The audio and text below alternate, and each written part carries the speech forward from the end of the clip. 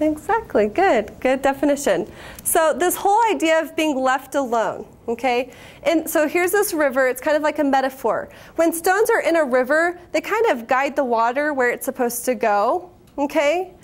And so we're going to be looking for these events or these important ideas in this person's life, okay? What is the author trying to make stand out to us about this person? And we'll see that by the captions and the repeated ideas, okay?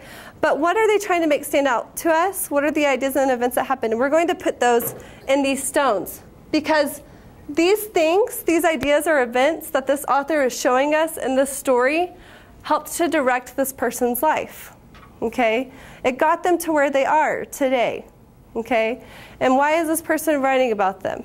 Okay, so these stones, again, just as they might shift the water in a river and direct the path of the water, these stones also kind of directed and created a path for the person that the author chose to write about. Okay, so does anyone need any clarification? Okay, I'm going to clarify anyways. There are instructions at your table. Okay, so read those instructions.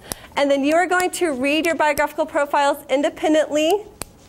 When you are done, there are questions on those cards to help support or to help you think if maybe you're having trouble thinking of some questions or some things that are important to start the discussion. I want you to take notes. One person is going to be the recorder. Take notes to answer those questions on the back of your sheet. It's blank. And then once you guys are done, I want you to summarize those important things like we did here. Okay, I said he was left alone. That's one of the stones. Okay, and another stone I might say that he found joy in dancing and singing, or maybe even purpose. Here I might say that he went to prison. Okay. These are all events that I would see that are important. There's repeated ideas about them in the text. Okay. All right. Are there any questions? No? Sam? Are you passing out? More? Oh, as a group. Yeah. You guys are going to do that as a group. So read independently first. Read your biographical profiles independently. Be thinking about what is important, what stands out to you, what's repeated over and over again. What do the captions say? And then as a group, you're going to work on one biographical profile, and you're going to, on that biographical profile, you're going to turn the sheet over, take notes on your answers, and then on the other side, you will write in the stones. Oh, yeah. Okay, guys, this is your work time, so you may begin. And I will be coming around to observe. Yeah. Don't worry about the index cards right now. I will do something with the index cards at the very end. Okay, good question. Lauren? Okay. Does anybody else not have a copy of their biographical profile?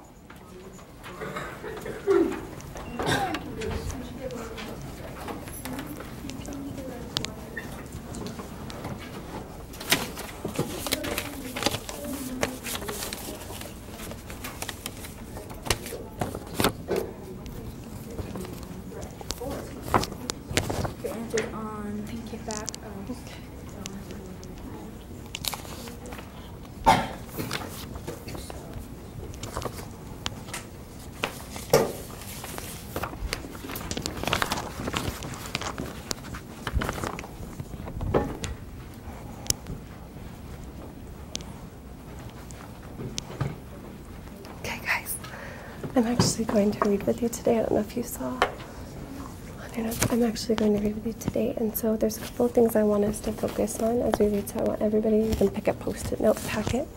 Okay. Pink, purple, orange. We're good. Okay. So I'm going to read this out loud. Okay.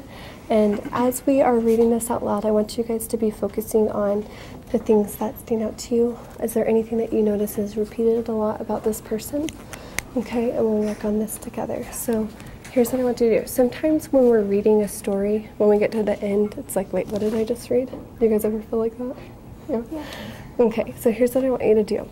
as we are reading, every time you see something in the story that maybe you're like, you know what, I see this is repeated a lot, so I'm going to put a post-it note here because I want to come back and talk about that later in our discussion. I want to be able to remember that, okay?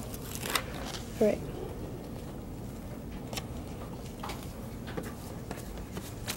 So let's read this together, okay? Okay. Harold Edward Grange, known as Red for his flaming red hair, hated school and wanted to quit. But his father persuaded him to remain so he could pursue sports. And Grange obliged by becoming the most publicized high school athlete in Illinois, starring in football, basketball, baseball, and track. Do you guys know what that word obliged means? Obliged. It says, but his father persuaded him to remain so he could pursue sports, and Grange obliged. Like a good athlete, maybe? Okay, anybody else? Athlete? Agreed. Agreed. Okay, let's read that word in that sentence and see how it sounds. But his father persuaded him to remain so he could pursue sports, and Grange agreed by becoming the most publicized high school athlete in Illinois, starring in football, basketball, baseball, and track. Does that sound like it works? Agreed? Good, yes. Okay, so for 8 summers, he also delivered blocks of ice weighing 200 pounds, 12 hours a day. He was offered easier jobs, but found that this was the ideal way to keep himself tough as nails. He also did all the cooking for his father and brother. His mother died when he was 5, as well as the house cleaning. On the football team at the University of Illinois, his speed and elusiveness earned him an additional nickname, the Galloping Ghost. The cheering crowd and the marching bands inspired him. Stirring music gave him a fighting spirit. 24 hours after turning in his well-worn college jersey, Grange became professional football's first $100,000 a year player, at a time when the average pay was $25 a game. In those days, many thought that playing sports for money was a huge mistake, but Grange didn't see anything wrong with getting paid such a sum and never regretted his decision. With his first paycheck, he bought a car for his brother, gave his dad a check for $1,000, and treated himself to a big raccoon coat. He bought the 3 of them a large house and furnished it by way of the Marshall Field department store. He built a 4-car garage with its own gas pump and every possible tool. He loved working on cars. Grange was famous for uncommon humility. Quick to praise teammates, he felt that people blew his own accomplishments out of proportion. Though he appreciated the compliments and only protested when they got facts wrong, like saying he had big feet. He was rather proud of his size 9s. No one was ever known to say anything negative about his behavior on or off the field. As elusive with fans as with opponents, he was always trying to slip away after big games, often to go to the movies. After Grange retired from football at age 31, he worked harder than ever as an insurance company executive, doing play-by-play accounts of football games every week on radio and TV, an estimated 480 games in all, and speaking at as many as 50 football banquets a year. He appeared in several silent movies, including a series of high-action thrillers called The Galloping Ghost, in which he did almost all of his own stunts. At 48, he had a heart attack and was embarrassed to be carried out of his Chicago apartment on a stretcher, and afterwards scaled back his activities. He settled into a white ranch house he designed himself in Indian Lake Estates, Florida, with its own orange grove, indoor swimming pool, and backyard lagoon. There he fished, tried to make friends with baby alligators in the lagoon, and fed wildlife, quail, rabbits, cranes. I've been footballed up to my eyeballs, he joked once to explain why he was mowing the lawn instead of watching the Super Bowl. Grange met Margaret Heswig, a flight attendant and his future wife, on a plane. He got her phone number by promising her football tickets. She called him honey. He called her mugs and the finest manager a man could have. He died of pneumonia at 87, a few months before their 50th wedding anniversary. Okay, so what did you guys see was important? Did you put any stickers down? Yeah, what'd you put there? Okay, and why did you think that was important, Ryan? Because that's how he made money. Okay. So Ryan said that it was important that he was starring in football, basketball, baseball, and track. Why else besides the fact that he made money would that be important? Because he hated school, but his father had him do this. Okay. So let's write on the back of this. Who wants to be the recorder? I will. Okay, you can be the recorder. Okay. So Ryan found that maybe starring in football, basketball, baseball, and track. What does that say about him, that he stars in all those things? He's an athlete? What kind of athlete? Okay. So let's put, so starring in football, basketball, baseball, and track.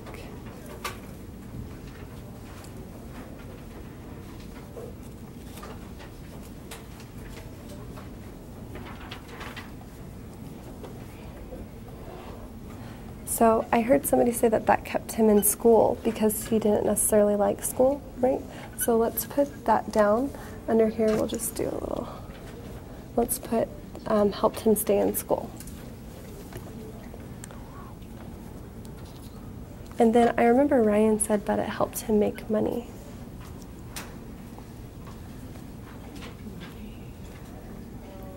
Did he go to college? Did he? Yeah. Yeah. It says he played for the University of Illinois, right? Oh. Yeah. No, that's good. Yeah, that's okay. I think that's a great question, you know, because as you're reading, you're like, you know, well, he didn't like school, but then he ended up going to college, right? What made him go to college? Sports. Okay, yeah, he played football in college, right? Good. Okay, what else did you guys see was important? What did you put down? Did anybody else mark anything? No? I made $25 a game. Okay. Why was that important? Because that's how he paid for his house. Okay.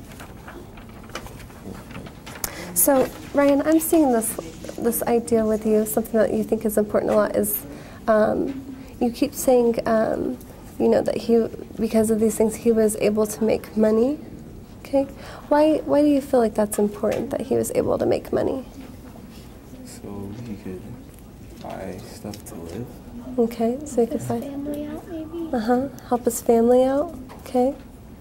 All right. Good. So maybe $25 a game. What else is important? What does it say after that? $25 a game.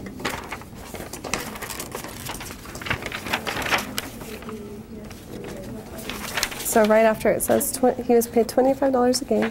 In those days, many thought that playing sports for money was a huge mistake, but Grange didn't see anything wrong with getting paid such a sum and never regretted his decision. Listen to this part, though. It says, with his first paycheck, he bought a car for his brother, gave his dad a check for $1,000, and treated himself to a big raccoon coat. He bought the three of them a large house and furnished it by way of the Marshallfield department store. He built a 4-car garage with its own gas pump and every possible tool. He loved working on cars.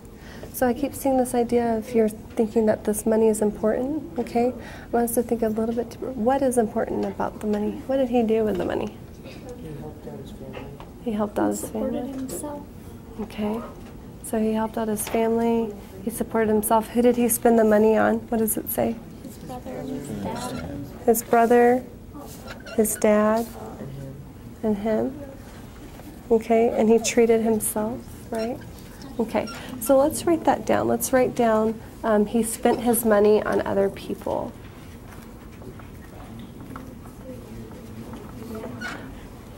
What do you think the author is trying to show us?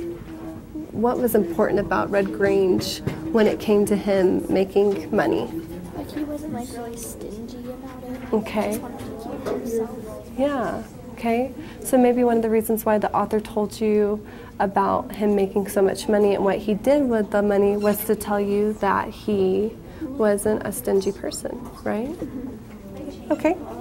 I think that's a great, what do you guys think? Do you think there's another reason?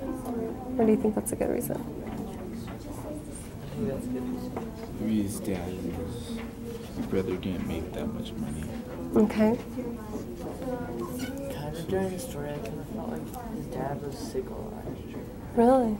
Yeah, like Okay. he had to take care of his dad a lot. Okay, where did you see that at? Let's go back to the text. Remember, we need to support what we're saying with the text. Where did you see that at?